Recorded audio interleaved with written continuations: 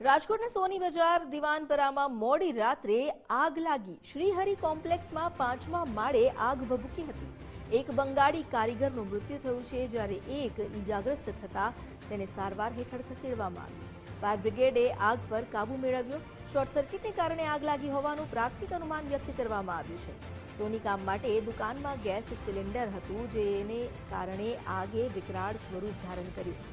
સોનીની દુકાનમાં કુલ 10 જેટલા લોકો કામ કરી રહ્યા હતા। કોમ્પ્લેક્સમાં અગાસી પર બનાવાયેલ શેડની કાયદેસરતાની હવે તપાસ કરાશે।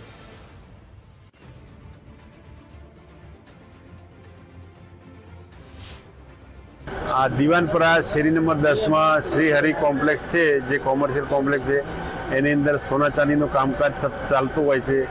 ત્યાં 6ઠ્ઠા માળે જે કારીગરો હતા ત્યાં રોકાયેલા સૂઈ ગયેલા હતા। ત્યાં અચાનક કારીગરોના કહેવા મુજબ શોર્ટ સર્કિટ થયેલ છે અને તે આગની અંદર એક માણસનું મરણ થયેલ છે અને એક ઈજાગ્રસ્ત થયેલ છે, જે બંને એક સારવાર હેઠળ છે અને એકને ડેડ બોડી હોસ્પિટલ ખાતે લઈ જવામાં આવેલ છે। રાજકોટના દિવાનપરા સોની બજાર વિસ્તારની અંદર આગની ઘટના સામે આવી છે। જે 5 માળનું જે બિલ્ડિંગ છે તેના 5મા માળ ઉપર આ આગની ઘટના સામે આવી છે। જો કે હાલ આ આગની ઘટનાની અંદર જે ફાયરની ટીમ છે તે ઘટના સ્થળે પહોંચી અને જે આગ છે તેની ઉપર તો કાબુ મેળવ્યો છે। જો કે આ ઘટનાની અંદર એક વ્યક્તિનું મોત થઈ અને એક વ્યક્તિ ઈજાગ્રસ્ત થયા હોવાની ઘટના સામે આવી છે।